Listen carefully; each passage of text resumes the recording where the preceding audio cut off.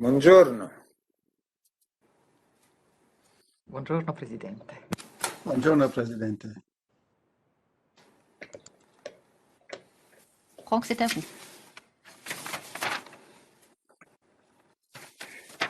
Bonsoir, mon nom est Franck Debier, je suis le directeur de la bibliothèque et des instruments du savoir au sein de notre service de recherche parlementaire et j'ai le plaisir d'accueillir ce soir David Sassoli, notre président du Parlement européen, qui nous fait l'honneur d'introduire cette conversation autour du livre, plus exactement de la traduction du livre en français de Victoria Martin de la Torre.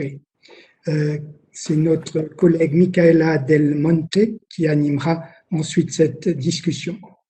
Monsieur le Président, c'est un honneur de vous accueillir au nom de notre directeur général, Monsieur Anthony Tisdale, ce soir, pour cette conversation autour d'un livre. Conversation autour d'un livre, nous en avons souvent à la bibliothèque et désormais, pour un temps, dans cette bibliothèque virtuelle, en quelque sorte, qui nous réunit ce soir.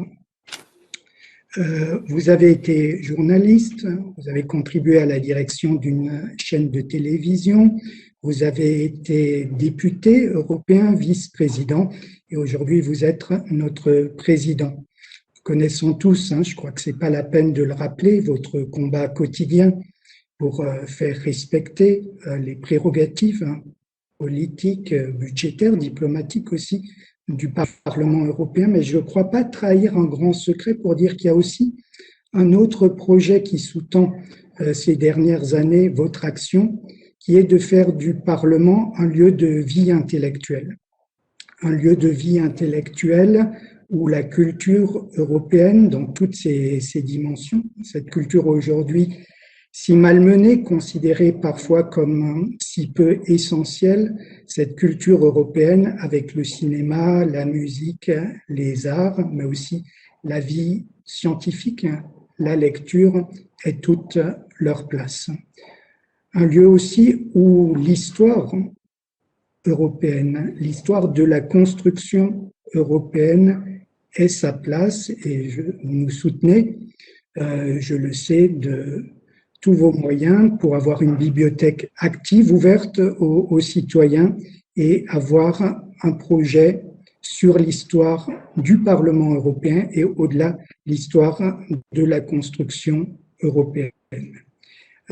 C'est pour ça que nous sommes heureux ce soir de vous accueillir. Je vais laisser à l'auteur vous dire quelques mots pour vous dire à quel point elle est sensible, comme nous le sommes, au fait que vous consacriez un peu de votre temps à aider les auteurs qui réfléchissent et prennent le temps d'écrire sur la construction européenne. Réfléchir et écrire sur la construction européenne, c'est l'aider à progresser. C'est aussi peut-être une manière particulière d'aimer l'Europe, pour laquelle souvent il y a trop peu d'attachement affectif. Donc, en notre nom à tous, Monsieur le Président, au nom de tous ceux qui aiment les livres, au nom de tous ceux qui aiment l'histoire, merci d'être avec nous ce soir.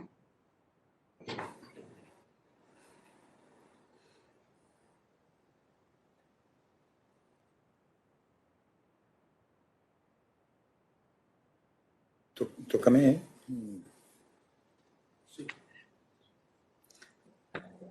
Buongiorno a tutti, innanzitutto grazie per questa introduzione, per l'invito a questa riflessione. È molto importante che il Parlamento sia anche un luogo. Il est très important que ce Parlement soit un lieu, non seulement pour légiférer, mais aussi pour réfléchir.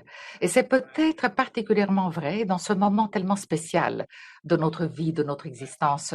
Nous avons absolument besoin de nous occuper des problèmes matériaux avec pragmatisme, avec un esprit concret, parce que la vie de nos concitoyens est véritablement mise à dure épreuve. Mais il faut aussi être capable de voir plus loin. Voici une merveilleuse occasion pour le faire. Merci pour l'engagement de l'EPRS, de toutes les structures du Parlement européen. Je salue aussi la sensibilité de nos parlementaires qui nous permet véritablement d'ouvrir une discussion sur le monde qui sera le monde de demain. Nous sommes en train de vivre un moment tout à fait exceptionnel de notre histoire. Et le fait de revenir à nos racines est quelque chose de très important. Raison pour laquelle le livre de Victoria Martin de la Torre, qui est une journaliste, mais qui est aussi quelqu'un qui nous a été tout près dans le chemin que nous menons ensemble.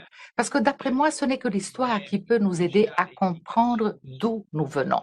L'histoire ne nous dit pas, ceci dit, comment nous devons nous comporter, mais elle arrive à mieux nous faire comprendre et apprécier qui nous sommes, d'où venons-nous, quelles ont été les difficultés du passé qui peuvent encore nous servir comme leçon pour aujourd'hui, pour le présent. Et regarder, grâce aux yeux de l'histoire, ce que les 5 pères fondateurs de l'Europe ont accompli, essayer de l'interpréter à travers leurs yeux. C'est quelque chose de très important. Nous sommes tout à fait conscients d'où nous venons. Et nous sommes aussi tout à fait conscients des difficultés que les pères fondateurs ont eues. Ils se sont heurtés à d'immenses difficultés lorsque, avec courage, ils ont dû effectuer des choix essentiels qui nous permettent aujourd'hui de faire face aux difficultés, mais dans un climat totalement différent par rapport au leur. Il est vrai que la pandémie ne fait que faire émerger énormément de difficultés dans nos pays. Mais nous avons la possibilité de pouvoir examiner tout ça avec des yeux libres, dans des sociétés libres. Et tout ceci n'était pas du tout quelque chose qui était quelque chose de déjà gagné à l'époque. C'est un immense patrimoine, celui que nous avons reçu, qui nous doit nous permettre de regarder avec confiance vers le futur. Ce livre est important parce que, en examinant la vie de ces 5 pères fondateurs grâce à leur vision du futur, nous pouvons avoir une meilleure compréhension de l'histoire d'aujourd'hui. Et dans l'histoire d'aujourd'hui, l'aventure de l'Europe est peut-être la construction qui indique le mieux la capacité des hommes, des femmes, des sociétés de faire face au futur.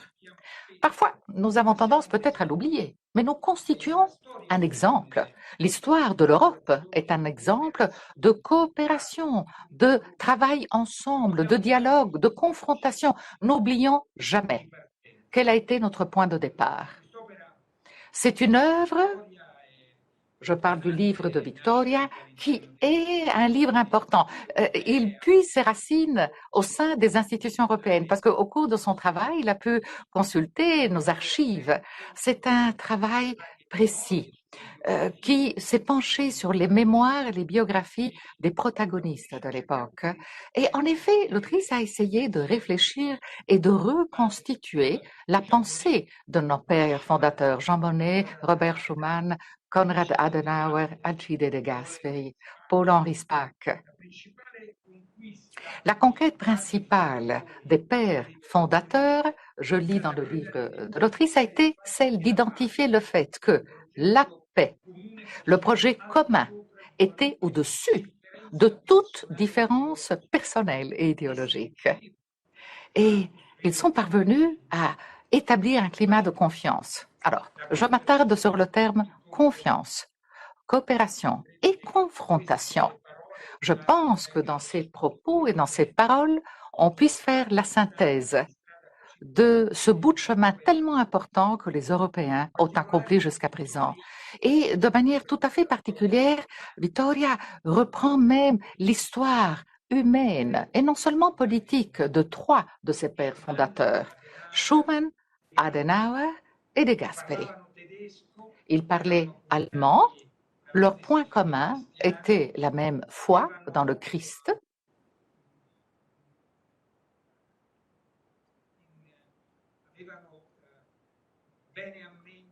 Ces hommes avaient clairement à l'esprit quels avaient été les enseignements de la philosophie du personnalisme communautaire qui, au cours des années 30, de manière tout à fait spécifique, avait conditionné la sensibilité du monde catholique. L'Europe voit le jour autour de leur idée de communauté. Et ce n'est pas par hasard. Il s'agit d'un mot qui relie les personnes et les histoires des différentes communautés que l'Europe a essayé de réunir. Ce mot n'est pas synonyme d'homologation. Il implique le fait qu'on atteigne un objectif commun, à savoir le bien commun. Et cette expression, elle est magique aussi, car elle résume très bien l'enseignement profondément ancré dans l'histoire de la pensée catholique européenne. Le travail de recherche de Victoria nous est utile. Il est utile pour réaligner la construction européenne un peu instable. Nous savons que souvent, franchir un pas vers l'avant est très dur, c'est très difficile. Et peut-être au deuxième tournant, il faudra revenir un peu en arrière. Lorsque la construction de l'Europe tremble, comme lors de la crise de l'euro, des migrants du Brexit, nous devons interroger notre histoire, nos pères fondateurs. Pour l'Union européenne et pour le monde actuel, notre histoire peut avoir une signification très profonde. Nous devons en être fiers. Dans une union fondée sur des valeurs importantes, nous avons la possibilité d'aller de l'avant et de sortir de cette crise plus fort qu'auparavant. Nous savons que cette crise représentera la frontière entre un avant et un après le Covid. Aujourd'hui, notre effort ainsi que notre réflexion et notre engagement politique et institutionnel doivent nous permettre d'arriver à des règles pour le futur et qui soient à la hauteur des défis qui nous atteignent. Un grand enseignement, celui de Jean Monnet. Jean Monnet qui nous rappelait que la construction européenne ne serait pas faite en un seul jour, mais les crises et les circonstances l'auraient poussé afin que ces liens portent à une véritable solidarité entre nos peuples et entre nos pays. Et Robert Schuman était convaincu du fait que les crises doivent être vues aussi comme des opportunités.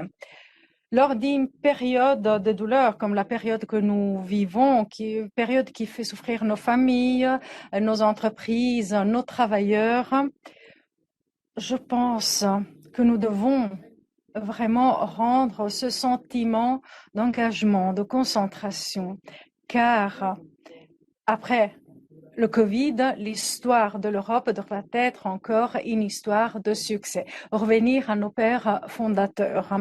Et ce livre, dans ce sens, est très important, car c'est dans les difficultés d'un présent douloureux que nous pouvons trouver les racines et l'impulsion pour aller de l'avant. Merci pour la participation à cette réflexion. Monsieur Pat Cox, ancien président de du Parlement européen, quelqu'un qui a vraiment marqué cette institution, et l'ancien député Monsieur Lamassoure, qui a fait de ce Parlement une institution plus brillante et plus utile pour nos citoyens. Nous devons nous sentir utiles. Et je pense que l'histoire de l'Union européenne dans cette période si difficile doit être le manuel à garder sur notre table de chevet, car tous les jours, nous affrontons des difficultés inconnues et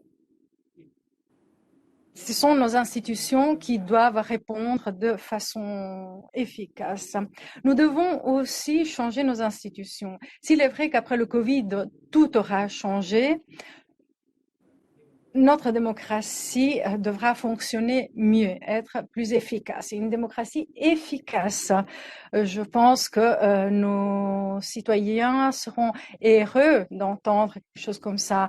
Peut-être ils seront plus proches des institutions et cela permettrait également aux institutions de répondre aux besoins de nos citoyens. Car, au fond, telle est notre tâche. Je pense que le livre de Victoria, pour toutes ces raisons, est extrêmement important. Je vous remercie. Victoria, peut-être quelques mots en réponse au président.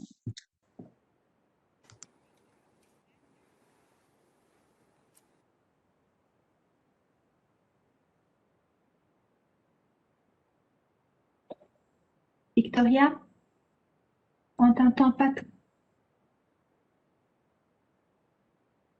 C'est moi maintenant? Mr. Cox, we are going, just wait 1 minute that Victoria would like to reply to Mr. President. No problem. Then I will introduce you.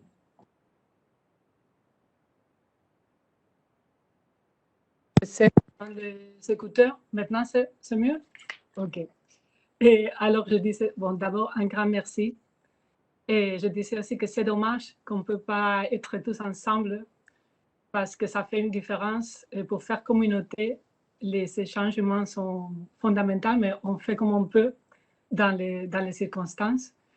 Et bon, je voudrais vous remercier. Bien sûr que je suis très, très contente que vous avez accepté l'invitation de présenter mon livre, mais pas seulement parce que vous êtes le président du Parlement, mais parce que je pense que vous avez beaucoup de choses en commun avec les pères fondateurs.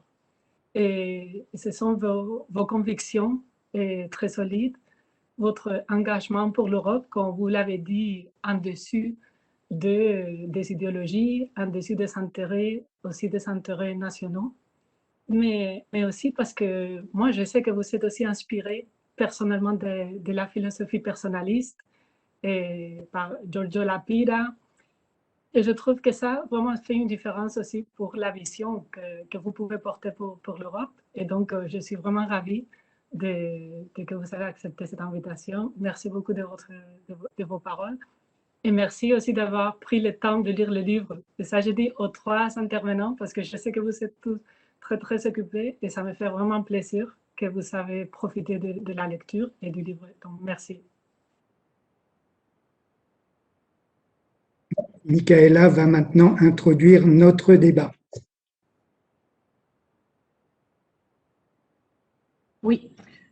Bonsoir, Monsieur le Président, merci, bonsoir à tout le monde.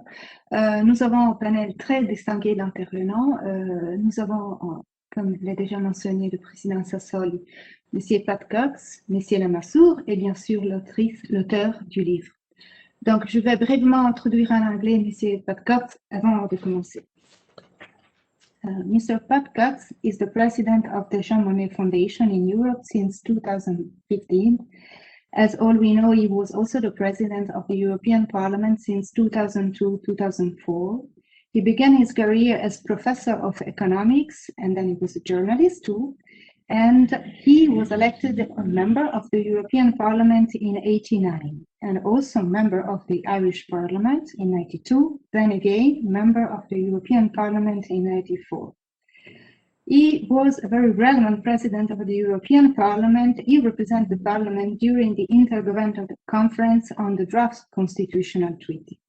Between 2005 and 2011, he was president of the European Movement. And among other things, Mr. Cox, he is a commander of the French Legion of Honor, and is also laureate of the International Charlemagne Prize in Aachen. Mr. Cox, the floor is yours. Thank you. Buongiorno caro Presidente del Parlamento Europeo et bonjour à mon ancien collègue cher Alain Lamassoure, and good afternoon dear Victoria. It is a great pleasure for me to join you this afternoon for this auspicious event launching the French edition of Victoria's book, L'Europe hier et aujourd'hui, un saut dans l'inconnu. Because of the COVID-19 pandemic, I've only met Victoria virtually, introduced by a mutual Irish friend. She was seeking assistance to have her text translated into French. And among the many activities I'm currently engaged in, as remarked in the introduction, it is my privilege to preside the Jean Monnet Foundation for Europe, based in Lausanne, Switzerland, and home to the personal archives and library of Jean Monnet. These were gifted irrevocably by Jean Monnet in a declaration signed by him at Rougeray in late September 1978. Since its creation that year, our foundation, an independent institution, is a place of living memory, of research, and also a location for the exchange of views and reflection on the challenges of the European construction. We receive financial support from the Canton de Vaud, la Ville de Lausanne, et la Confédération Suisse, for which we are deeply grateful. The Jean Monnet Foundation for Europe has a strong vocation, a big heart, but modest pockets. So when it comes to questions of finance, it is not our general practice to subsidize works that have not originated in the foundation itself. On this occasion, as regards Victoria's book and its translation, we were happy to make an exception, believing that this is a text whose subject matter and quality deserve the widest possible dissemination. So in joining you today, I do so on behalf of the Jean Monnet Foundation, and I wish to congratulate Victoria on this latest chapter in her publishing achievement. In choosing to concentrate on Jean Monnet, Robert Schumann, Konrad Adenauer, Alcide de Gasperi, and Paul-Henri Spaak, the author selected acknowledged and indispensable players in this unique act of creation and creativity.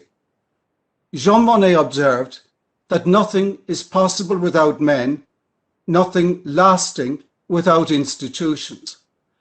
With the passage of time, the weight of the European Union's institutions has come more and more to occupy the foreground, while the memory of its founders has receded.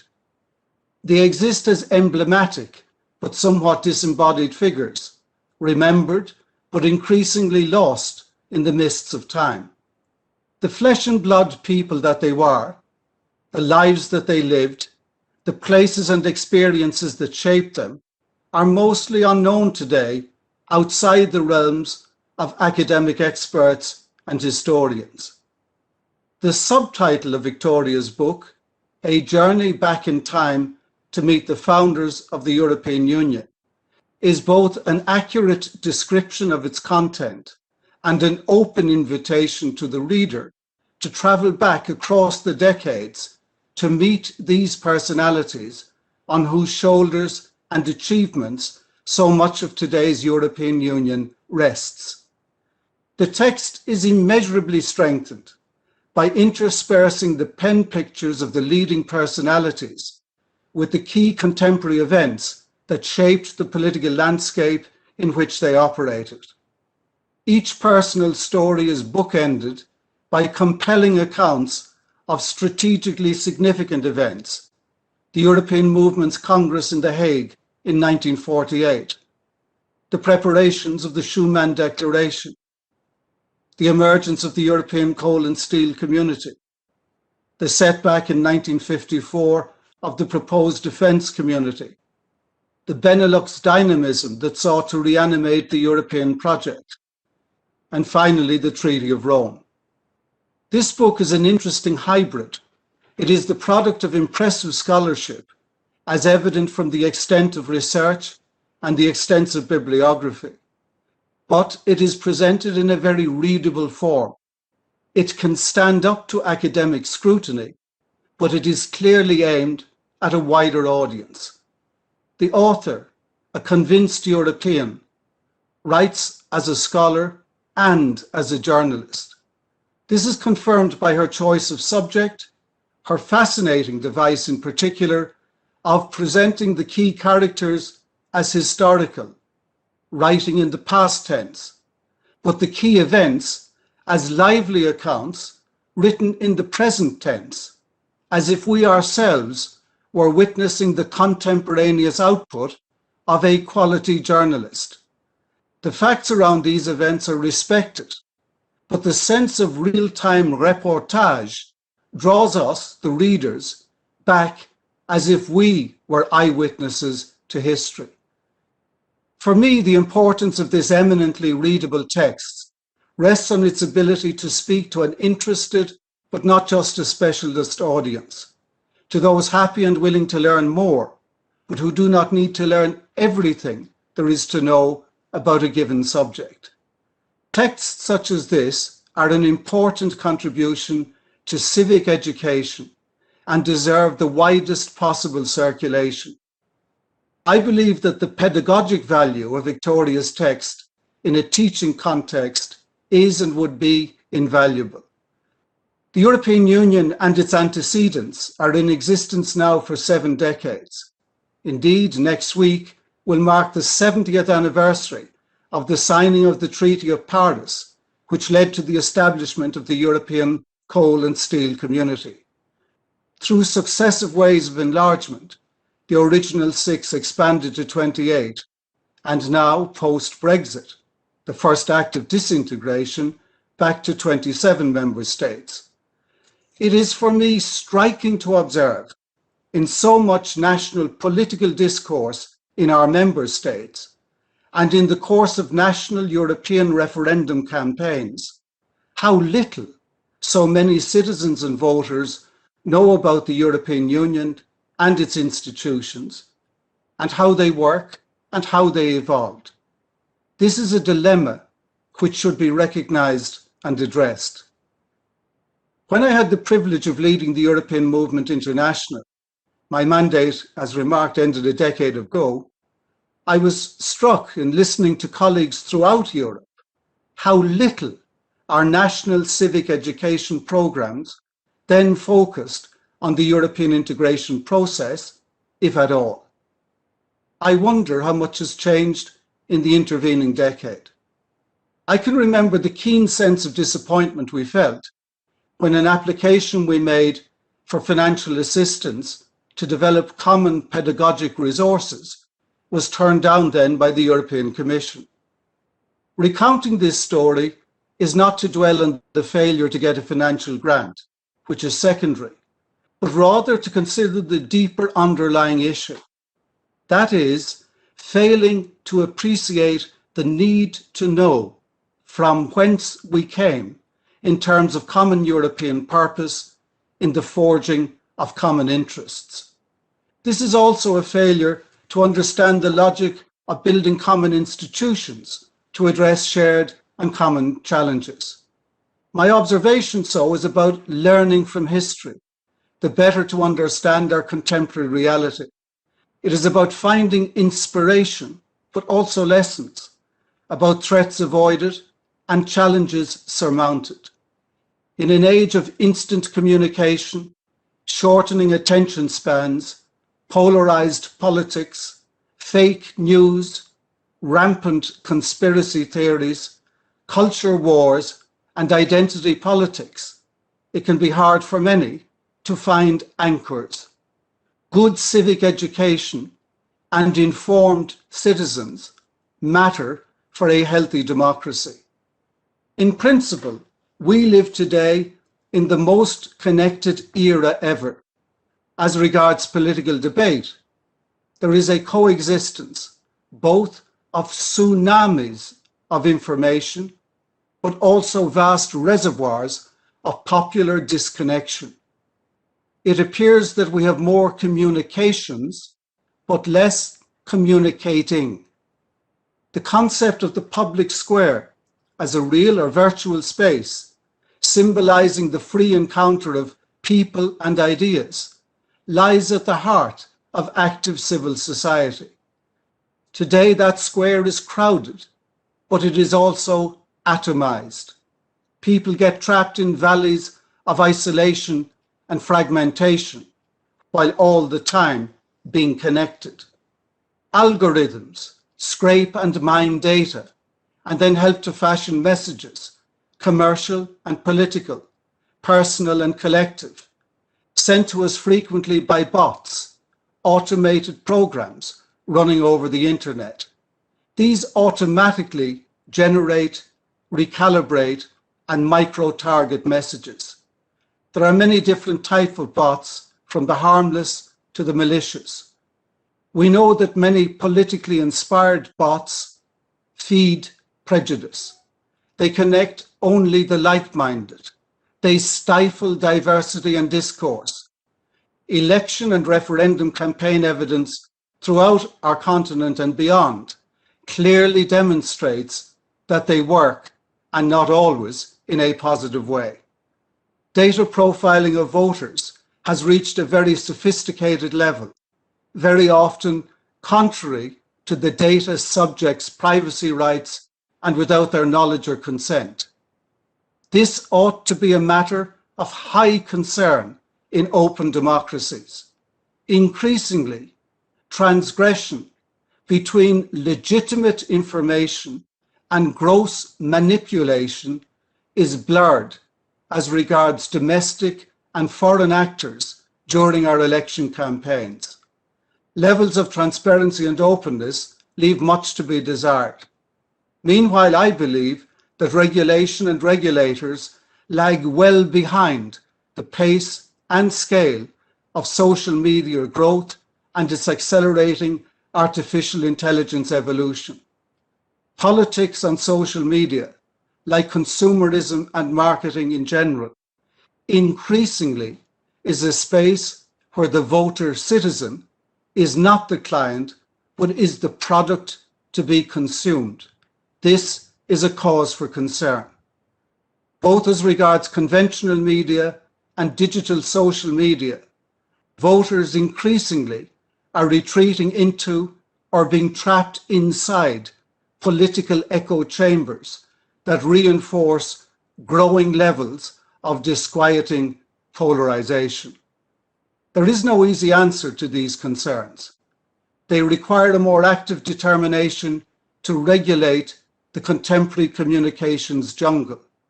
But also part of the answer lies at the heart of our education systems, to which I briefly return in conclusion. Our educational systems must be empowered and encouraged in this age of exploding electronic communications to raise the awareness and critical thinking capacity of our young generation to separate the wheat from the chaff, the good from the bad, the ephemeral from the enduring.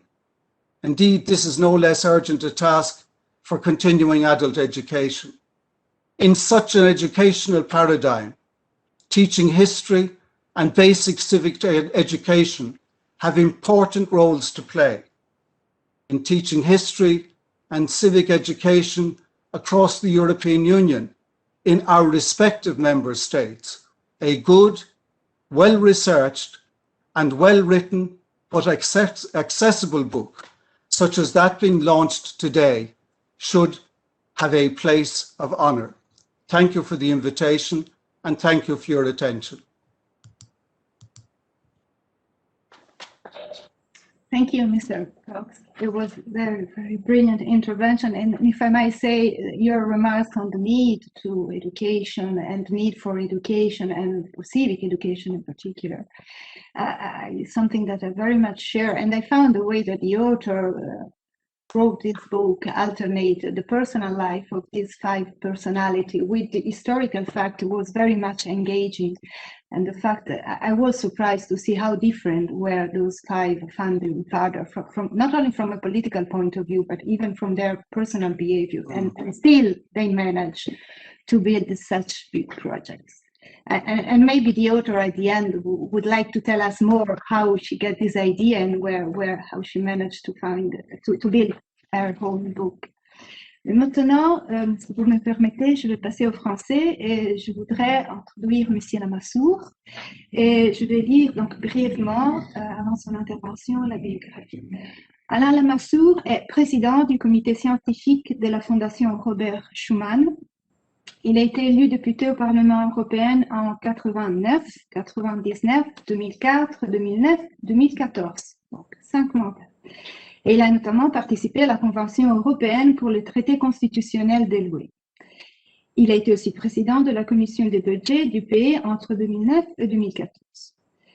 Monsieur Lamassoure est un diplômé de l'ENA et suite à ce diplôme de l'ENA, il devient conseiller technique à la présidence de la République, ensuite élu député des Pyrénées-Atlantiques et nommé ministre délégué aux affaires européennes et ensuite ministre délégué au budget et porte-parole du gouvernement.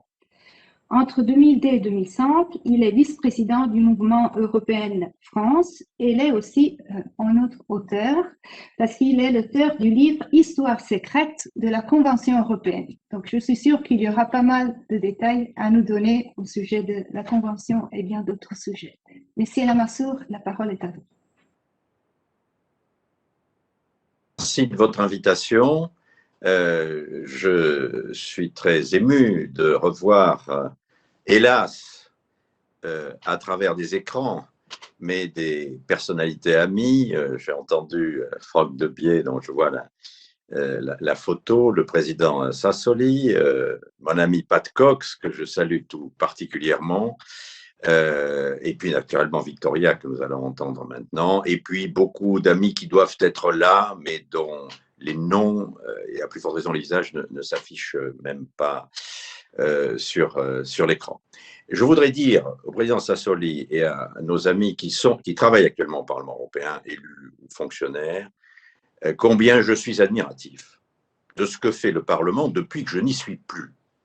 Je ne dis pas qu'il y a une relation de cause à effet entre mon absence du Parlement et les succès du Parlement, mais dans une période extraordinairement difficile, y compris pour les méthodes de travail du Parlement. Le Parlement a su initier, accompagner, enrichir les décisions historiques qui ont été prises l'année dernière sous l'effet de la crise. Jean Monnet a été cité à juste titre, l'Europe avance de crise en crise, bien sûr, parce que nous sommes des démocraties et que, en démocratie, les élus ne prennent des décisions courageuses que s'ils ne peuvent absolument pas faire autrement. Et donc, quand on est au bord du gouffre, mais les décisions ont été prises et il faut en féliciter tous ceux qui ont participé. Le Parlement européen a joué tout son rôle et je tiens à féliciter tous ceux qui y ont ainsi contribué. Alors, je voudrais dire que j'interviens ici aussi en tant que, et je dirais surtout, c'est pour ça que Victoria a suggéré mon nom, en tant qu'auteur de la préface, une modeste préface à la version française de son excellent ouvrage. Je dois dire que je ne signe pas n'importe quelle préface et que la précédente préface que j'ai signée était celle de la traduction française des mémoires de Otto de Habsbourg.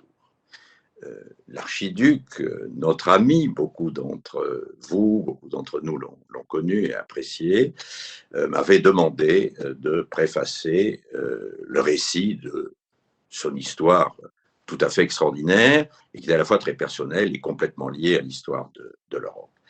Et j'ai retrouvé dans l'ouvrage de Victoria l'esprit, les qualités et beaucoup d'analyses qui finalement se retrouvent par rapport à ce qu'avait été l'esprit, la vie, les analyses personnelles de Otto de Habsbourg.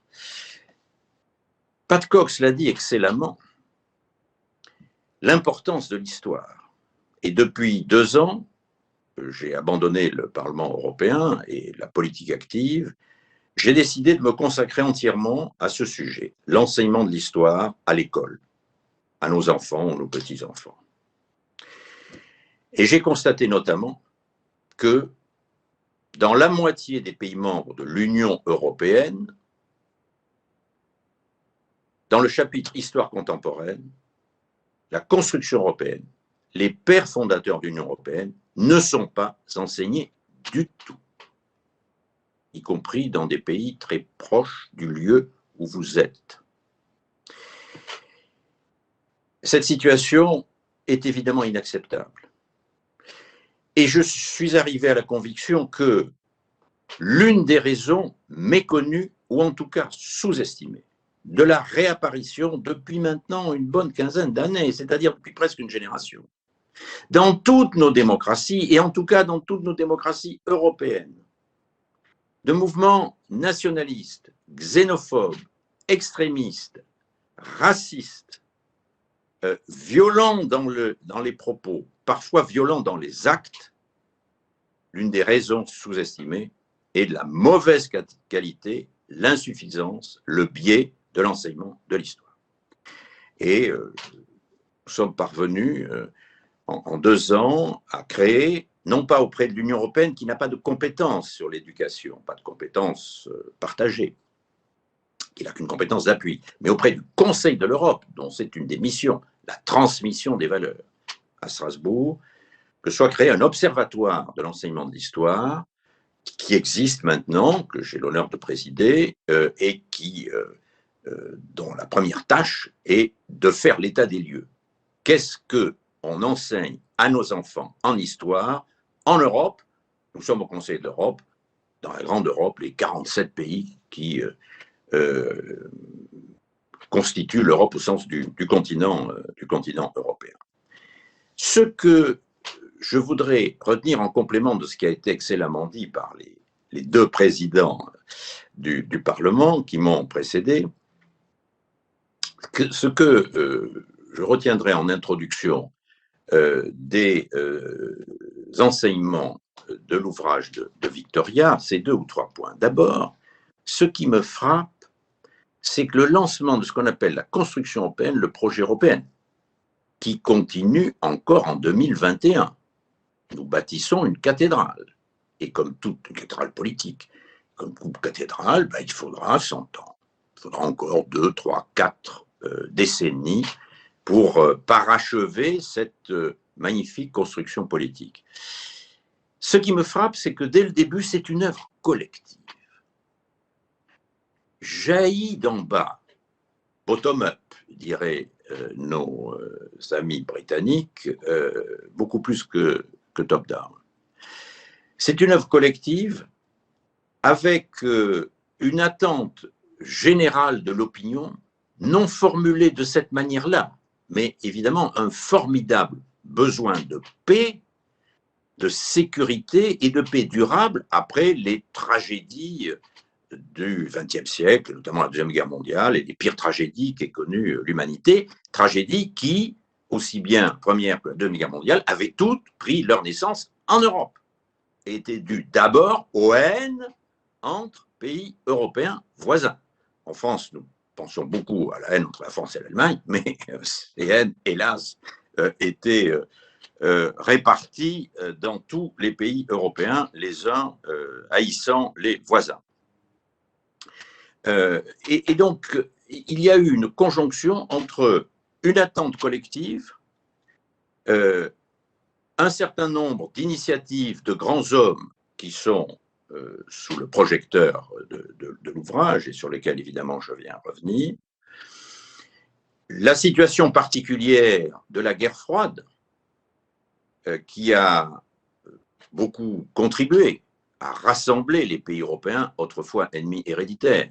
Hélas, l'être humain étant ce qu'il est, rien ne rassemble autant qu'une menace commune, comme aujourd'hui la pandémie, ou un ennemi commun. Et l'ennemi commun étant soviétique, étant à l'époque un ennemi tout à fait particulier, puisque militairement formidablement puissant, disposant de cette arme d'apocalypse tout à fait nouvelle qui était l'arme nucléaire, qui était braquée sur nos capitales, et disposant chez nous, on l'a trop vite oublié, d'une sorte de 5e colonne avec des partis pro-soviétiques, pro-communistes, essayant de saboter de toutes les manières possibles les politiques de défense que nous pouvions essayer de mettre en place pour faire face à cette menace, notamment la menace militaire soviétique, et qui ont joué un rôle très important dans la politique de certains de nos pays, notamment en Italie et notamment en France, jusqu'à la fin de la guerre froide. Et il y a eu aussi on l'oublie un peu trop facilement quand on raconte l'histoire pieuse, si je puis dire, de la construction européenne, un rôle très positif et déclencheur des États-Unis. Et donc, comme je l'ai évoqué dans la préface, si j'avais eu à compléter la liste des pères fondateurs, j'aurais mis 2 noms américains. Ça peut paraître étrange. Le général Marshall et Dean Acheson, qui ont été tous les deux les secrétaires d'État, c'est-à-dire les ministres des Affaires étrangères successifs du président Truman, à la charnière des années 1940, fin des années 40 et charnière des années 1950. Marshall, l'auteur du fameux plan Marshall, dont on a retenu aujourd'hui encore dans tous les discours en France, quelqu'un qui veut s'exprimer sur une politique nouvelle dit « il faut un plan Marshall pour ». On a retenu la générosité de l'aide. Mais ce qui a été génial dans le plan Marshall, ce n'est pas tellement le montant de l'aide, que la manière de le gérer. Et Marshall a exigé que les Européens qui accepteraient de bénéficier du plan Marshall, les pays d'Europe de l'Ouest, et c'est là que est apparu le rideau de fer. Les pays de l'Est, sous ordre de Moscou, ont refusé le bénéfice de Marshall. Les pays de l'Ouest l'ont accepté, mais la condition, c'était qu'ils s'entendent pour gérer cette aide ensemble. Dans ce qui a été historiquement la première organisation européenne, l'Organisation européenne de coopération économique, qui ensuite s'est transformée en l'OCDE d'aujourd'hui, qui a un rôle différent, très positif aussi, mais qui n'a plus rien à voir. Et c'est dans ce cadre d'une gestion en commun de l'aide Marshall qu'on commençait à se rencontrer, donc à se connaître, à s'écouter, à s'apprécier, à s'estimer et finalement à s'aimer, ceux qui après allaient devenir les pères fondateurs ou allaient travailler auprès des pères fondateurs de l'Union européenne. Donc, première impression, conclusion que je tire de cet ouvrage, ce côté œuvre collective. Ce côté œuvre collective. Alors, évidemment, deuxième impression, c'est le sujet, nos grands hommes, 6 personnages en quête d'auteur et qui ont trouvé leur auteur avec Victoria. Et là, je voudrais signaler, ce qui m'a le plus frappé, c'est les bizarreries.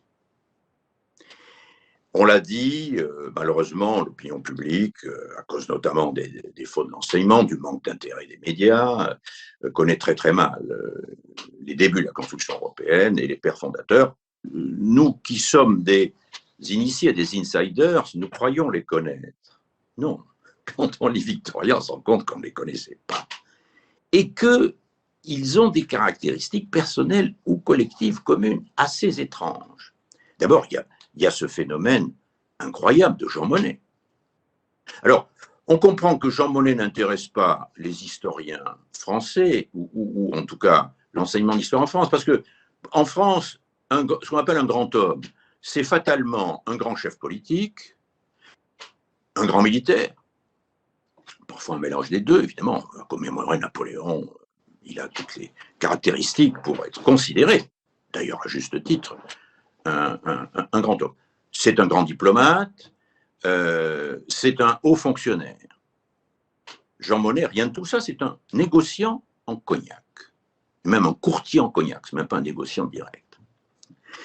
Il n'a jamais été élu, il n'a jamais eu de responsabilité politique en France.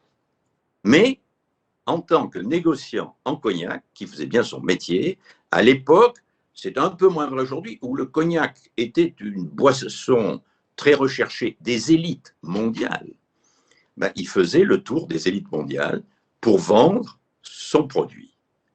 Et cet homme est devenu, avant même la Première Guerre mondiale, le confident et l'ami des personnalités qui comptaient le plus dans la vie politique des grandes puissances de ce temps, des deux côtés de l'Atlantique, et même entre les deux guerres, il a poussé jusqu'en Asie pour devenir à un certain moment le conseiller financier du maréchal Chiang Kai-shek en Chine. Sa vie, ses réussites politiques, ses coups politiques ont été extraordinaires, et notamment aucun livre d'histoire en France aucun livre destiné au grand public, ne raconte ce déjeuner inouï, le 17 juin 40, veille du 18 juin, qui a lieu à Londres. Un tête-à-tête, Churchill-De Gaulle, le général de Gaulle, venu de Paris, qui n'était que sous-secrétaire d'État à la guerre dans le gouvernement de Paul Reynaud, en pleine déroute militaire française. Un tête-à-tête organisé, donc en fait ils sont trois, par un certain Jean Monnet, qui connaît l'un et l'autre, et au cours duquel l'ambiance probablement un peu alcoolisée de l'événement conduit les deux hommes à décider de la fusion des deux pays. Et ce n'est que parce que le temps que le télégramme informant Paul Reynaud de ce qui était une proposition britannique arrive à Paris, Paul Reynaud avait déjà démissionné, et donc l'affaire a fait pchit. Mais c'est inouï. Et je ne comprends pas qu'aucun cinéaste, aucun scénariste, ni en France, ni à la limite à Hollywood, n'ait été intéressé par la vie de ce personnage qui est tout à fait extraordinaire. Et tout ceci avant ensuite de devenir le commissaire général au plan, l'inventeur de la communauté européenne charbon-acier, etc. Et je passe sur sa vie privée, sa vie amoureuse, qui a été tout autant romanesque. Jean Monnet, personnage complètement atypique, sans doute le plus important, à mes yeux en tout cas, dans la conception, dans l'esprit d'origine maintenu jusqu'à nos jours de la démarche de la construction européenne. Les autres, point commun très étonnant, très bien souligné par Victoria, une génération âgée. Bizarrement, on aurait pu s'attendre qu'après la Deuxième Guerre mondiale, la jeune génération politique issue de la résistance, qui aura combattu le nazisme, qui voulait changer la vie, bien entendu, prendre le contre-pied de toutes les erreurs de la génération passée qui avaient conduit à la catastrophe suprême. Mais non, ça n'a pas été la jeune génération issue de la résistance qui a inspiré la construction européenne. Ça n'a pas été non plus la génération discréditée par les échecs de 1939-40 et la collaboration. Ça a été des papis qui ont fait leur formation intellectuelle et politique avant 1914, qui, étrange coïncidence, ont tous été dispensés de la Grande Guerre dans leurs pays respectifs, aussi bien Jean Monnet d'ailleurs que Robert Schuman, qui en 1914 était en Allemagne après être né au Luxembourg, puis est devenu français en 1918, Konrad Adenauer ou Joseph Beck au Luxembourg, de Gasperi en Autriche-Hongrie d'abord, après en Italie, mais qui tous ont été actifs dans la politique de leurs pays respectifs entre les deux guerres et qui ont tous acquis une foi pacifique qui n'était pas du tout pacifiste dans les horreurs de la Deuxième Guerre mondiale qu'ils ont tous subies dans leur vie personnelle et dans leur vie familiale, de manière particulièrement douloureuse pour Gasperi, qui a été emprisonné successivement comme Italien en Autriche, puis comme sud-tyrolien dans l'Italie mussoliniste, par Robert Schuman, qui a dû se réfugier de couvent en couvent, fuyant la persécution de la Gestapo, et surtout par Konrad Adenauer, dont la vie familiale a pris un tour très, très tragique à cette période-là. Ce sont ces vieux sages qui ont eu l'intelligence politique et qui ont eu la force de conviction vis-à-vis des jeunes générations et la créativité et l'inventivité à un âge qui est plus réputé pour la sagesse que pour la créativité, de ainsi porter sur les fonds baptismaux la construction européenne. J'emploie le mot fonds baptismaux, ce sont des démocrates chrétiens, ce sont des hommes de foi, pas tous. Paul-Henri Spaak, qui après aura été le vrai père du second traité, le traité de Rome, était un socialiste wallon, mais animé de la même foi humaniste qui le rapprochait des trois autres. Ce qui est frappant aussi, un point qui n'est pas commun à tous ceux que je viens de citer, mais qui quand même paraît surprenant à un public contemporain pour qui l'Europe est dirigée, les grandes décisions, les grandes orientations sont prises par les grands chefs, par les dieux de l'Olympe. Au niveau du Conseil européen, par nos chefs d'État et de gouvernement, nos prestigieux chefs d'État et de gouvernement. Mais à l'époque, non. À part Adenauer, qui a été, depuis le début de l'aventure décrite par Victoria en 1949, jusqu'à la mise en application du traité de Rome, a été constamment à la tête de la toute jeune République fédérale allemande. Mais sinon, Gasperi a été très longtemps Premier ministre en Italie, il a dû battre les records de longévité dans la politique italienne, de la République italienne, mais il a quitté le pouvoir peu après l'entrée en vigueur du traité Charbon-Acier, auquel, d'ailleurs, politiquement, Robert Schuman n'a pas survécu non plus. D'ailleurs, Robert Schuman, lors du fameux appel du 9 mai 1950, était simplement ministre des Affaires étrangères. Et il n'a prévenu son Premier ministre du contenu de son discours qu'une heure avant. Donc c'est une situation qui est très très étrange, c'est-à-dire que les premières fondations, les bases de la construction européenne et les tout premiers traités, l'ACK, le traité de Rome, dont tout le reste a découlé ensuite, ont été conçus et les décisions ont été prises à l'initiative de personnalités qui, sauf en Allemagne, n'étaient pas numéro un dans leur pays. Et souvent, d'ailleurs, dans des pays dont les régimes politiques étaient donnés des gouvernements très instables, assez changeants, dans lequel, heureusement, le même ministre, a été le cas de Spaak, ça a été le cas longtemps de Robert Schuman, restait aux affaires dans des gouvernements successifs, mais n'étaient pas les numéros 1 de leur pays. Et si on prend la politique française sous la 4e République, ben, le plus grand homme de droite de cette époque, Antoine Pinet, était un Européen très prudent.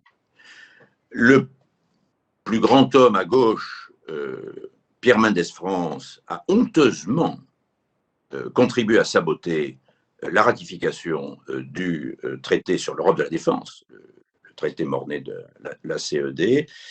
Et puis le brillant Edgar Faure a été plus européen dans ses mémoires qu'efficace dans son action dans ce domaine.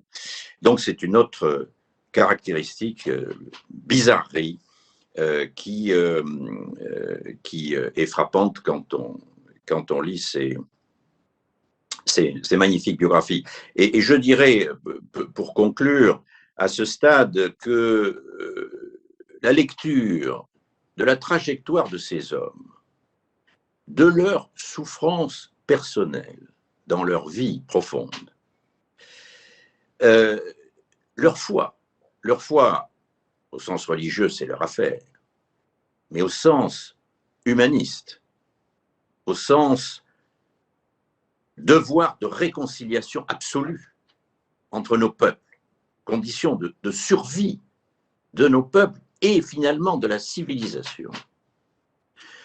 Et la manière dont, à travers toutes les épreuves, ils ont su inventer quelque chose d'inimaginable, ça nous rend, nous les lointains successeurs, à la fois très modestes sur nos propres capacités et très exigeants sur l'objectif à atteindre.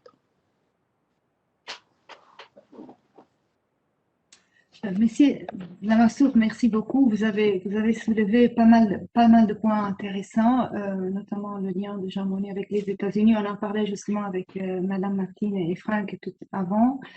Le fait qu'il y avait des différentes personnalités, encore une fois, vous parlez de Jean Monnet d'une vie rocambolesque. Madame Martine me disait que Paul-Henri Spaak était défini par certains en bon vivant dans certaines biographies. Donc, c'est vraiment un travail de recherche qu'elle a fait. Et comme vous pouvez l'imaginer, même s'il s'agit d'une traduction française, d'une version italienne, espagnole et anglaise, le fait, c'est qu'elle a consulté pas mal de documents dans la langue originale française. Donc, on pourrait presque dire que la version française, c'est celle qui fait foi. C'est vraiment ça vaut la peine pour ceux qui ont déjà lu le livre, peut-être dans une autre langue, de relire en français. Mais maintenant, je voudrais donner la parole à l'auteur et je vais lire brièvement la bibliographie de Madame Martín, en espagnol. Madame Martín de la Torre est porte-parole de la présidente du groupe de l'Alliance progressiste des socialistes et démocrates, groupe SND, au Parlement européen. Elle est candidate au doctorat à l'Istituto Universitario Sofia, en Italie, sur le sujet du dialogue interculturel et le concept du communauté Robert Schuman. Elle est aussi membre fondatrice de l'ONG pour le dialogue interreligieux et interculturel. Et auparavant, elle a travaillé comme attachée de presse pour le groupe SND depuis 2008. Elle est aussi une journaliste de formation. Elle a travaillé pour différents médias dans les hebdomadaires Tiempo. Elle est diplômée de l'Université Columbia New York et elle est aussi diplômée du Collège d'Europe de Bruges. Madame Martín, à vous la parole. Merci beaucoup. Merci d'abord aux intervenants. Merci beaucoup aussi aux participants qui nous suivent à travers Webex.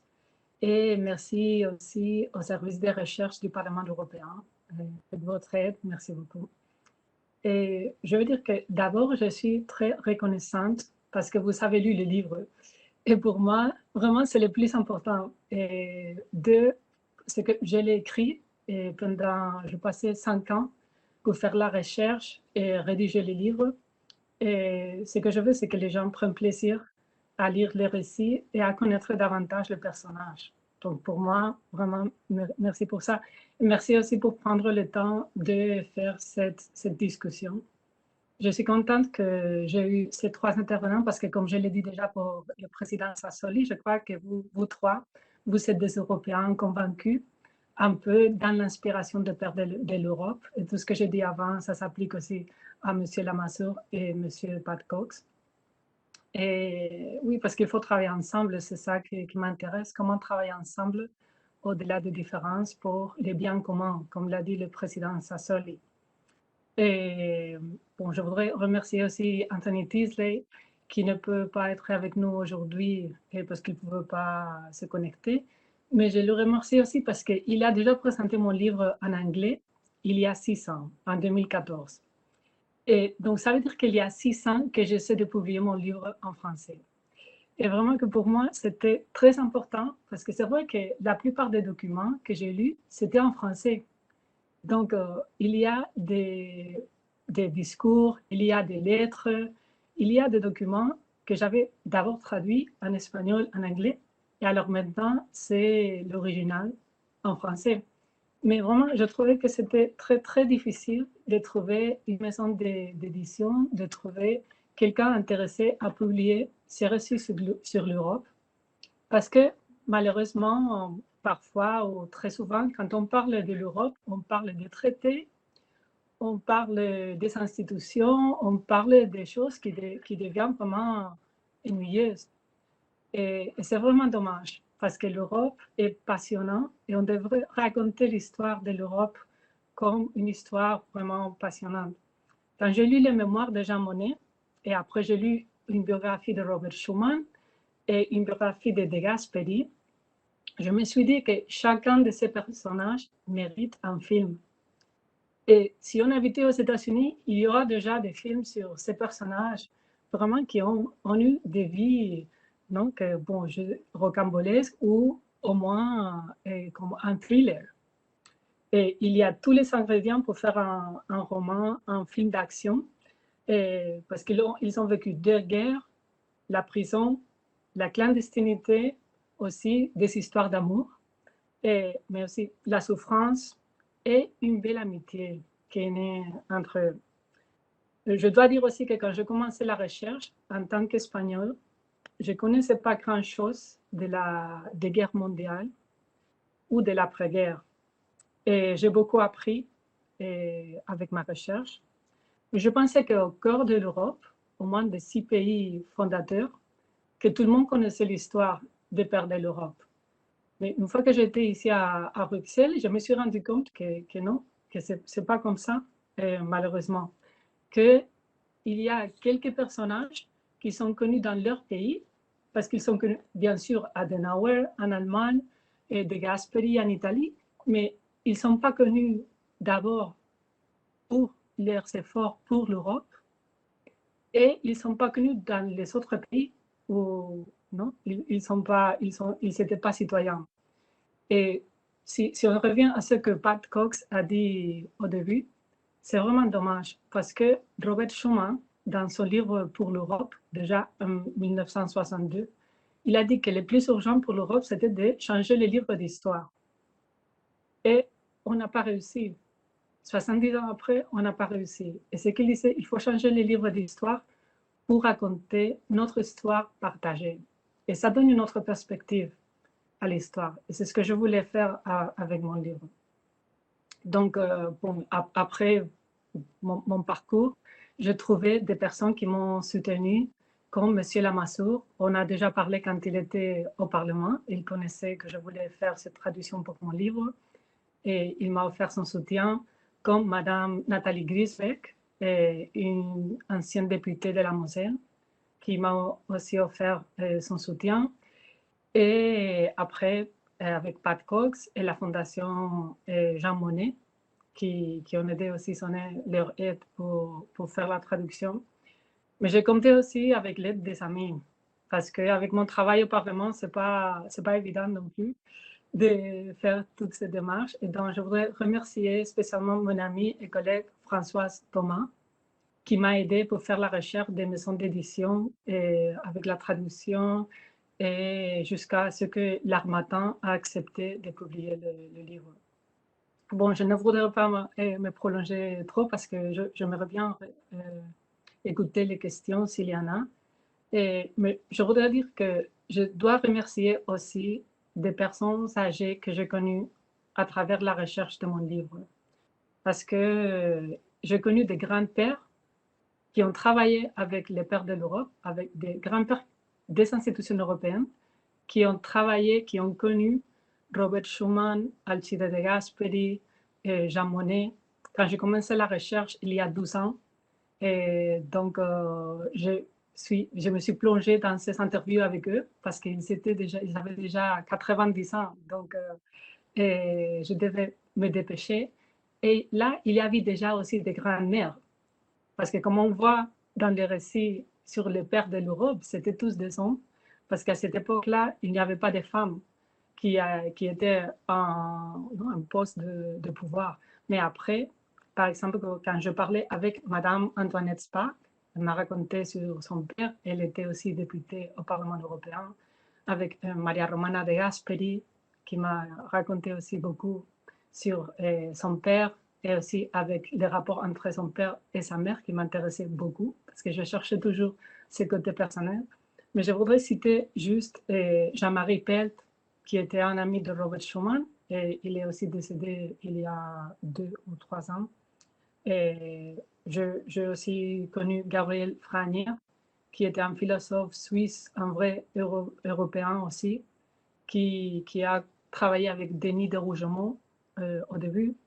Et je voudrais mentionner aussi Paul Kolovat, qui a écrit aussi sa biographie, comment il a connu Robert Schuman, et comment il a travaillé avec Jean Monnet. Et ce sont des personnes qui ont aussi bâti des institutions.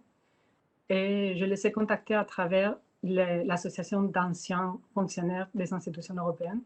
Et je pense qu'ils sont la mémoire vivante.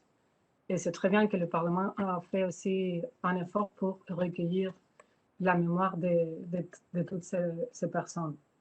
Et bon, les intervenants précédents ont déjà parlé un peu sur l'esprit de mon livre, le récit. Je voulais juste dire que quand j'ai commencé la recherche, je voulais trouver les dessins que les pères de l'Europe avaient envisagés pour nous, pour voir si on a réussi ou pas, pour savoir s'ils seraient satisfaits avec l'Europe aujourd'hui ou pas. Et je dois dire que ce que je trouvais est beaucoup plus beau que ce que j'imaginais, parce qu'on peut dire aussi aujourd'hui que c'est open-ended. Donc, qu'ils n'ont pas imaginé la fin de l'histoire. Ils ont dessiné une méthode de voir la réalité, de travailler ensemble Et pour eux, c'était le plus important. Mais après, ils ont laissé la liberté à chaque génération de décider sur comment affronter les défis de chaque époque.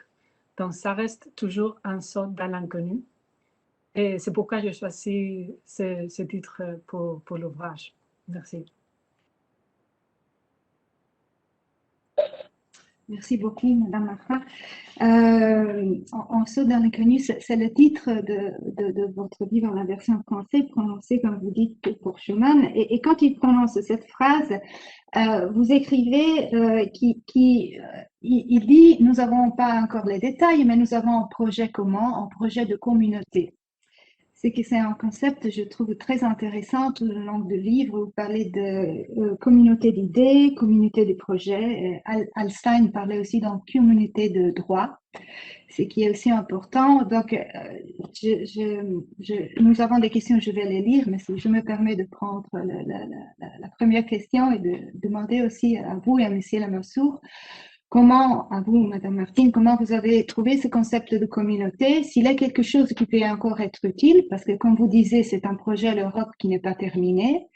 Il y en a encore beaucoup de projets aujourd'hui. Le président parlait d'une conférence qui va bientôt commencer. Donc, comment ce concept que nos pères fondateurs ont élaboré, si c'est toujours d'actualité, primo, et deuxième chose, qu'est-ce qu'on peut encore réutiliser de ce concept? Merci beaucoup. Merci. Si je peux commencer, parce que vraiment, c'est le sujet qui m'intéresse le plus maintenant, parce que je fais mon doctorat exactement sur le concept de communauté chez Robert Schuman. Et donc, parce que moi, j'étais frappée quand je me suis rendu compte que ce mot de communauté n'était pas choisi comme ça à l'hasard, mais qu'il y a toute une philosophie derrière, et c'est le personnalisme communautaire. Et donc, Jacques Maritain, Emmanuel Mounier, il y a toute une génération de philosophes français, allemands, italiens surtout, mais aussi, je pense, il y a aussi hollandais, suisses. Ils ont réfléchi sur comment bâtir une société où il y a des vrais rapports humains. Et donc, ils ont choisi la communauté qui est vraiment liée au concept de personne. Donc, entre l'individu isolé, disons, consommateur, et la collectivité, il choisit le mot de la personne qui a toute une valeur, une dignité transcendante et qui doit se développer dans une communauté. Et donc, c'est cette philosophie qui a inspiré les pères de l'Europe, et c'est très clair parce que même Robert Schuman a écrit un article pour un journal, je pense que c'est le journal de l'Abbaye de Fleury, en 1958, où il explique exactement pourquoi ils ont choisi le mot communauté. Et donc, il cite saint Thomas d'Aquin pour dire que la communauté a comme but le bien commun, et que le bien commun n'est pas simplement l'addition des biens individuels, mais que c'est quelque chose de supérieur, et que le bien de chacun est le bien de tous, et vice-versa. Et donc, ça veut dire que pour la communauté, le compromis n'est pas suffisant, que la négociation n'est pas suffisante, qu'il faut aller au-delà, il faut changer la perspective. Parce que si on reste dans les petits dénominateurs communs, alors on n'est pas en train de faire une communauté. Et je trouve que c'est dommage que la plupart des gens ne savent pas qu'il y a cet esprit et cette philosophie et cette anthropologie derrière le mot communauté. Mais surtout qu'on a perdu la parole, parce qu'avec le traité de Maastricht, on a commencé une transition pour abandonner la communauté ou les communautés qu'il y avait pour aller vers l'union. Et après le traité de Lisbonne, il n'existe plus la communauté. Donc, on parle encore sur, on dit non, les citoyens communautaires ou on dit la méthode communautaire, mais on n'est plus une communauté. Et donc, c'est quelque chose que je me demande si, pendant la conférence sur l'avenir de l'Europe, on pourrait réfléchir sur qu'est-ce que ça veut dire et si on peut revenir au mot communauté. Est-ce qu'on peut encore récupérer en quelque sorte le mot communauté? Je lance ça aux intervenants. Merci.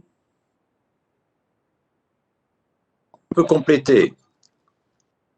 Allez, oui, bien sûr. Oui, est-ce que je peux compléter? Je suis 1000 fois d'accord avec ce que vient de dire Victoria. Et le grand reproche, peut-être le seul vrai reproche que je fais aux travaux de la Convention pour l'avenir de l'Europe, dont auquel j'ai participé comme Pat Cox, et sans doute des personnes qui sont dans la salle virtuelle, c'est qu'on a achevé d'abandonner le mot communauté. Le traité de Maastricht, Victoria vient de le dire, avait institué une Union européenne à côté de la communauté, et on espérait que la communauté traiterait les sujets de l'Union, notamment ce qu'on appelait les piliers de politique étrangère, de sécurité intérieure, etc. Et c'est un petit peu le contraire qui s'est passé du point de vue sémantique. Et ce qui a été très amusant, c'est qu'à la Convention européenne, il y a eu un grand débat sur les mots. Les mots sont très, très importants dans le cas de ce genre. Et c'est les Anglais qui ont été le plus critiques pour changer le mot communauté en union, en disant mais union, c'est un mot qu'on met à toutes les sauces. Ça s'applique aussi bien à l'URSS, l'Union des républiques socialistes, enfin, ça s'applique à l'URSS, ou à Manchester United, à un club de foot. Donc ça ne veut rien dire. Par contre, communauté est un mot très original qui en plus est un mot d'origine latine. Les Anglais le traduisent par community, c'est-à-dire qu'ils ne le traduisent pas. C'est traduisible en anglais. En anglais, le mot c'est Commonwealth, concept très différent. Et derrière ce mot communauté, il y a en fait l'approche qui est la bonne approche de la construction européenne, qui est différente de l'approche fédérale. J'ai changé d'avis sur le sujet. J'étais au départ un fédéraliste bon teint. Et puis je me suis rendu compte que le fédéralisme historique s'applique en fait à des États qui sont des nations unies. Nous sommes trompés par le vocabulaire United States of America. Ce ne sont pas des États qui sont rassemblés aux États-Unis. Ce sont des régions, ce sont des circonscriptions administratives. Le Nebraska n'est pas une nation. Il y avait peut-être une nation indienne, mais pas une nation moderne. Même le Texas n'est pas une nation. Même chose en Allemagne. En dépit de l'histoire, il reste le souvenir du royaume, l'État libre de Bavière, le duché puis le royaume de Saxe, etc. Mais il existait une nation allemande dès le 19e siècle, avant que les divers éléments fusionnent dans le Reich. En Europe, nous sommes 27 États-nations. Aucun n'envisage d'abandonner son indépendance nationale, son identité nationale. Et donc, ce que nous inventons, ce n'est pas une entité politique qui va succéder aux États. C'est une entité politique qui va faire vivre ensemble des États-nations qui restent différents. Unité dans la diversité. Je dirais qu'il y a encore 20 ans, on ne pensait pas que ce fût possible. Et donc, le débat politique, c'était les fédéralistes, l'unité d'abord, contre les souverainistes, la diversité d'abord. Ben, ce n'est pas vrai. Il faut vraiment fusionner les deux et faire vivre les deux. Et la bonne comparaison, alors sans doute je vais exprimer de manière prosaïque l'esprit de la philosophie des philosophes personnalistes chrétiens que vous avez cité, que Victoria a cité, c'est au fond la vie familiale. Nous constituons une famille de peuples. Quand on est membre d'une famille, on n'a pas l'impression que son indépendance personnelle, que sa souveraineté personnelle, sa capacité de faire un choix personnel sur sa vie personnelle est limitée, assujettie par l'appartenance à la famille. Pas du tout. Au contraire, le fait d'appartenir à la famille nous enrichit.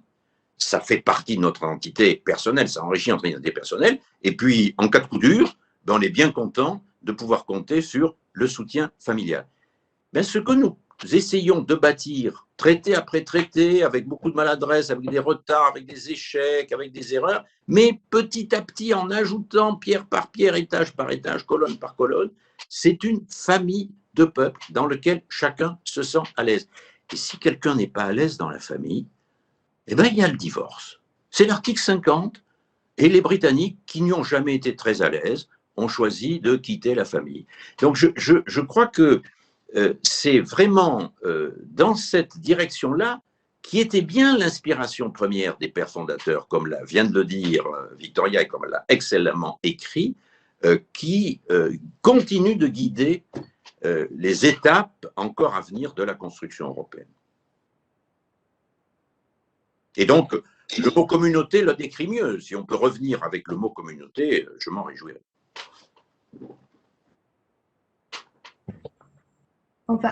We are going to ask Mr. Cox, he has any idea about whether the word community or union, and the initial question was to Victoria, because she worked on this concept of community of ideas, project, and whether or not this concept can also be used today, also in view of rediscussing the priority and the competences of the union. Would you like to add something, Mr. Cox? Oui, je peux ajouter quelques mots. Je serai très court et pour dire la vérité, en anglais, c'est un peu un me too. C'est-à-dire, je suis totalement d'accord avec cette idée. Pour moi, dès le début, l'abandonnement du mot communauté était quelque chose, malheureusement, à mon avis, qu'on a eu tort à l'époque de le faire. Et pourquoi? Parce que le mot communauté, pour moi, c'est un mot familial, c'est un mot chaud, c'est un mot riche. Le mot union, et je suis d'un certain âge comme Alain, j'ai évidemment mes souvenirs de l'Union soviétique, quelque chose qui m'a frappé comme un mot froid, comme un mot plus pauvre et donc moins acceptable. Donc, il faut retrouver le symbolisme du mot pour rassembler les souhaits et les idées autour d'un mot qui est mobilisateur plutôt qu'un mot qui est bureaucratique, à mon avis, qui est le mot l'union.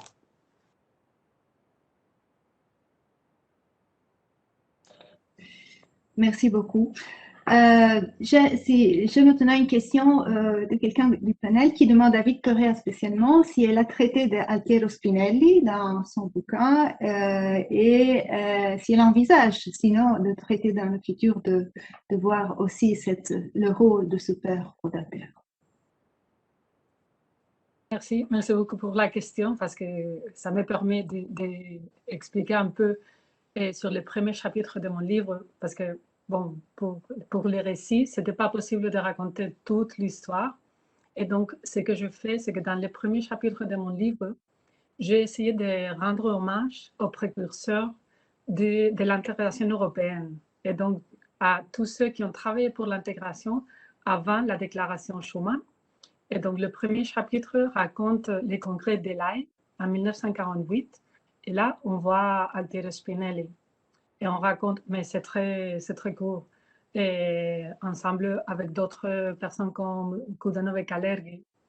Et donc, je pense que ce premier chapitre et aussi le congrès d'Elaye était un peu, je pense, comme la première convention avec la société civile, avec toutes sortes d'acteurs qui étaient engagés pour l'unité de l'Europe. Et donc, je pense que c'est un chapitre important où on voit que c'est vrai que les pères dont on a parlé aujourd'hui, ces 5 pères de l'Europe, n'auraient jamais réussi à faire ce qu'ils ont fait sans le travail des personnes qui sont venues avant, dont Ernesto Rossi, Altiero Spinelli. Mais non, je n'ai pas le projet d'écrire un livre sur lui parce que je pense qu'il y a déjà beaucoup. Et par contre, j'ai le projet avec une amie, Daniela Vincenti, d'écrire un livre sur les femmes qui ont fait l'Europe et peut-être il y aura des femmes proches à Spinelli et Ernesto Rossi. Merci. Donc, nous avons eu même un teaser sur le prochain bouquin, sur le prochain livre de Madame Martin. Vous parlez justement du rôle de la société civile et c'est une question que j'ai pour tout le panel.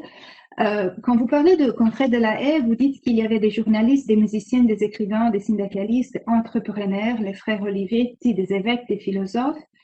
Donc, il y a eu une participation de toute la société civile très importante. Vous donnez plusieurs exemples dans le livre, et c'est quelque chose, encore une fois, qui est très d'actualité. On demande à la société civile, et on essaye de voir, le Parlement aussi européen essaye de voir comment le message qui vient de la société civile, quand on discute de futur de l'Europe. Donc, je voudrais vous poser la question, quel était le rôle à l'époque de la société civile, pourquoi il était si important, et aussi aux autres intervenants, M. Lamassoure et M. Cox, comment est-ce qu'ils voient, comment aujourd'hui on peut de nouveau réengager les citoyens européens dans le dessein de l'Europe.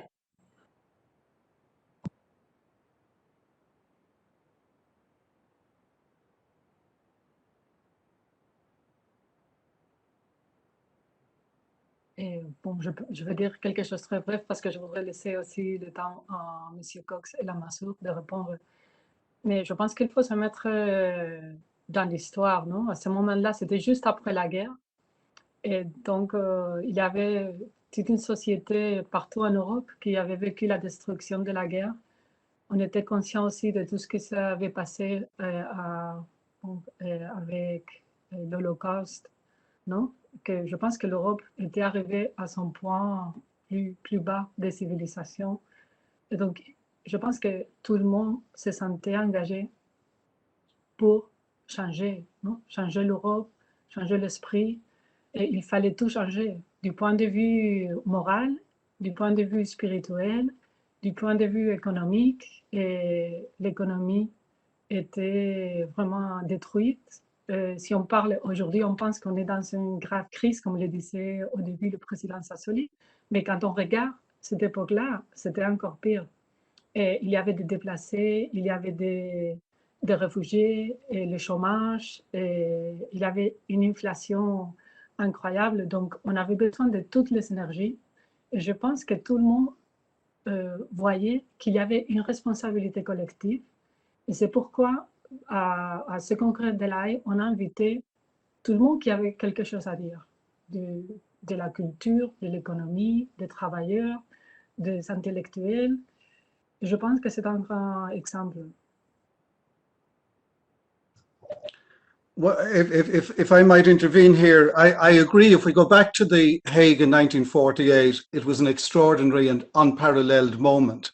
It was a response by all those who gathered to what I might call the moral and spiritual nihilism that had laid the continent to waste and left so many people, as has been remarked, displaced, killed and injured, had shattered economies and social systems. And so there was a sense of urgency, there was a sense of renewal, a sense of renaissance, a sense of building together, if not an ideal future, a future that was more in the direction of ideals than the immediate past period with 2 world wars. I think you cannot trap that kind of feeling and logic and bottle it and recycle it a second time. We live in different times. The issue of the disconnection between the electoral base and citizens in states from political elites is a problem that is shared throughout most democracies. And I think it is a key issue in terms of seeking to reach out to a wider basis of opinion. But I think the real challenge in this is if you open your doors, and today, and with the technology we have, the door can be opened much more easily to a much wider audience. When we do this, we create a certain set of expectations, and we need to be very careful not to create a false set of expectations that further risk to polarize political response. And so channeling the energies, I think, will take through this new conference that will take place, I think needs a lot of thinking through. And we need openness, but we don't need naivete. And the reason I say it is if you create and unleash a vast array of expectations, like inviting everyone who contributes to project their own movie onto an empty screen, the problem is that the screen available to institutionalize and to operationalize cannot contain everything. I think there is a lesson from 1948. It worked on three broad sets of things. It worked on political strategy, it worked on social and economic strategy, and it worked on cultural and educational strategy. And these were the key pillars on which the work was founded. So perhaps what we need to do this time is to step beyond the relatively narrow, if already complicated, institutional ground in which we've done so much of our introspection in the past period, and to find these other wider spaces of total relevance, but not exactly the comfort zone of pure institutionalization. And I think this was part of the je ne sais quoi, which delivered the energy from The Hague, which delivered so many institutions, whether it was the Council of Europe, the College of Europe in Bruges, the early thoughts about a single currency, although a bit premature, it turned out in the context, and all of this. Those energies came from a multiplicity of convictions that were not put into the corset of only dealing with strictly institutional Europe. And I think there is a lesson there to find streams of expression that can in their turn consolidate into real outputs that are sufficiently ambitious to sustain the project going forward, but not so far ahead of the acceptable as to wreck it by going too far. Boundary issues are always difficult, where to strike the balance. And I think here what Alain Lamassoure was saying about the sovereignty versus the federal, there needs to be a different debate and a new kind of fusion, because you cannot build a union that sustains itself by alienating the national foundation on which its authority has been given. And at the same time, we cannot get lost in narrow nationalism that chooses to separate rather than to search for what Monet put his finger on, was d'être à la recherche de l'intérêt commun. J'appuie totalement ce que vient de dire excellemment Pat Cox. C'est vrai que le congrès de La Haye mériterait un ouvrage d'histoire, chère Victoria. Une fois que vous aurez écrit votre second ouvrage sur le rôle des femmes, travaillons ensemble sur l'histoire du congrès de La Haye, qui est tout à fait extraordinaire. Alors, Michael a posé la question, la société civile s'était mobilisée, comment pourrait-on aujourd'hui, pour cette conférence sur le futur de l'Europe, mobiliser la société civile? Non, Pat l'a excellemment dit. La conférence sur l'avenir de l'Europe est organisée par les institutions. C'est une démarche top-down. Nous n'avons aucune chance d'intéresser la société civile. Il faut que ça parte du bas. Alors en 1948, les institutions dans tous nos pays avaient une légitimité relativement limitée et chacun était confronté avec des problèmes nationaux très, très, très difficiles. Il y avait encore des problèmes d'approvisionnement en matières premières, on faisait les queues devant les boulangeries, les ruines de la guerre étaient encore fumantes, etc. Tous les prisonniers de guerre n'étaient même pas revenus. Et ce qui a été extraordinaire, c'est que ça a été une mobilisation spontanée, non pas de la société civile. Ce que nous appelons société civile n'existait pas. Le mot d'ailleurs est relativement récent. C'est des personnalités de mondes très différents, comme cela a été très bien décrit par Victoria et rappelé par Pat, à la fois du monde économique, du monde administratif, du monde culturel. Salvador de Madariaga, qui est l'auteur du dernier texte soumis au vote du Congrès de La Haye. Et tous ces gens-là rassemblés dans la même volonté d'essayer de voir ce qu'on pouvait faire ensemble, bâtir ensemble au niveau européen. L'ancienne génération, si je puis dire, des précurseurs avec le fabuleux Denis de Rougemont, avec un autre aventurier inouï, le comte de Koudenov-Kalergi, dont on ne sait plus finalement quelle est la nationalité, est-ce qu'il était autrichien, est-ce qu'il était japonais, est-ce qu'il était tout simplement européen. La jeune génération qui allait jouer un rôle clé, avec notamment des personnages qui à l'époque avaient un rôle relativement limité, un certain Konrad Adenauer qui était simplement maire de Cologne, un certain François Mitterrand qui était ministre des anciens combattants dans le gouvernement français. Tous ces gens-là se sont choisis eux-mêmes, si je puis dire. Ils n'ont pas été convoqués. Des invitations ont été lancées. Ont été lancées par qui? Par Winston Churchill et par son gendre, Sir Christopher Soames, avec l'idée qu'est-ce qu'on peut faire pour réunir l'Europe. Alors, l'Europe unie version Churchill. Les États-Unis d'Europe, un mot qu'utilisait Churchill, qu'il a utilisé ce jour-là, ne comprenait pas le Royaume-Uni. Le monde était divisé, on laisse de côté les soviétiques, entre les États-Unis d'Amérique, les États-Unis d'Europe, et puis au milieu de tout ça, et d'ailleurs dominant tout ça, le Commonwealth britannique, qui comportait encore à l'époque la moitié de l'Asie et la moitié de l'Afrique. Mais ce qui a été extraordinaire, c'est cette réunion spontanée, sous la pression d'une période vraiment exceptionnelle, de quelques-uns des meilleurs esprits, des plus généreux, au sens fort du thème de leur temps, avec donc ce mélange de générations et de personnes d'originalité différentes. Un débat qui a permis, dès ce jour-là, de faire apparaître le clivage entre ceux qui étaient plus en faveur de l'unité fédéraliste et ceux qui étaient plus attachés à la diversité. Et sous l'influence de Churchill, les seconds l'ont plutôt emporté dans les conclusions finales. Mais, et Pat a eu raison de le souligner, c'est historiquement un cas extraordinaire où une réunion de think tank, d'un super think tank, nous dirions aujourd'hui, ou de la société civile, nous dirions aujourd'hui, a débouché à peine un an après sur un traité, le traité créant le Conseil de l'Europe, la toute première organisation européenne qui subsiste encore aujourd'hui, et qui a débouché sur la création du Collège de l'Europe, alors le traité de Londres d'ailleurs, créant le Conseil de l'Europe. Et donc, ça, c'est quelque chose qui ne se reproduira pas comme tel.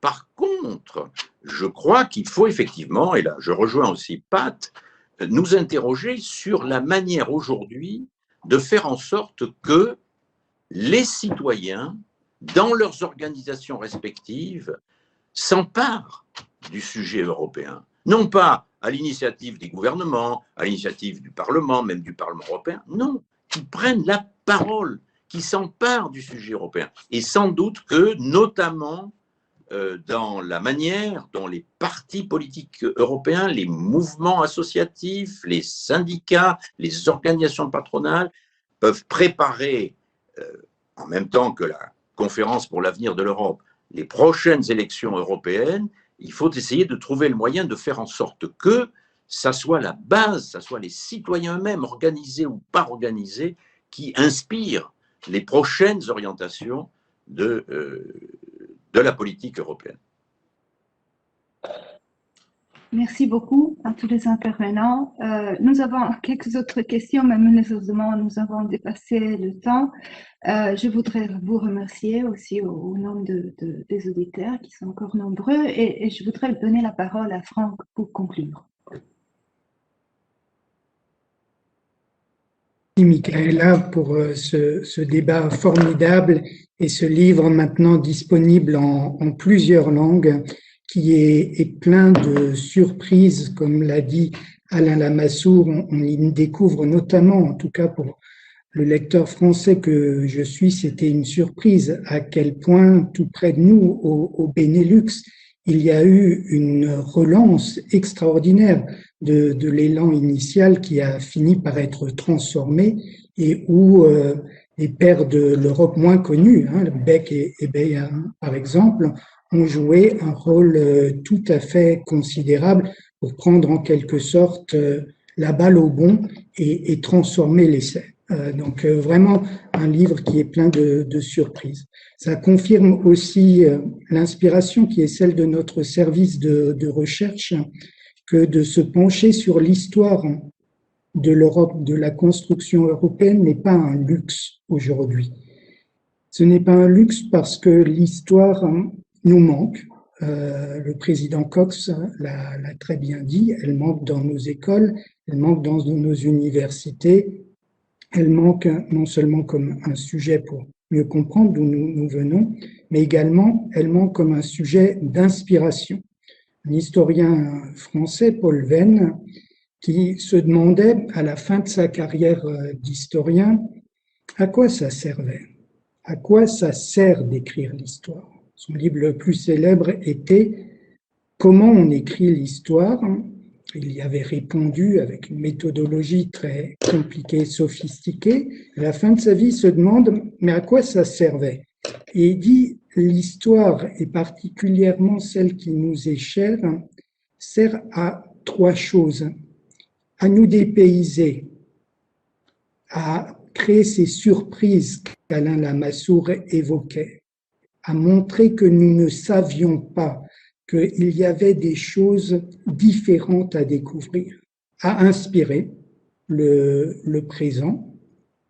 Et cette inspiration n'est pas simplement une inspiration de l'esprit, c'est aussi pour Paul Venn une inspiration qui entraîne une espèce d'énergie nouvelle. C'est une inspiration du cœur, une inspiration à faire, une inspiration à construire, une inspiration à continuer. Et c'est pourquoi le travail que nous faisons au Parlement sur l'histoire de l'Union européenne, l'histoire de l'Europe, l'histoire de la construction européenne, et que Victoria a magnifiquement illustré aujourd'hui, comme d'autres auteurs qui l'ont précédé, d'autres auteurs dont on va découvrir les travaux dans les semaines à venir, nous est particulièrement utile.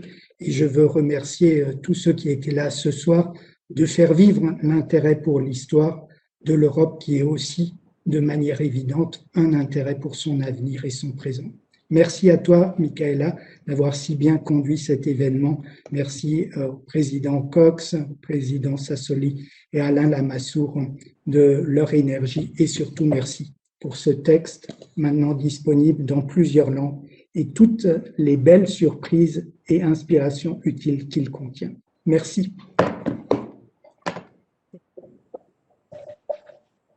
Au revoir. Merci. Au revoir. Bonne soirée à tout le monde. Merci.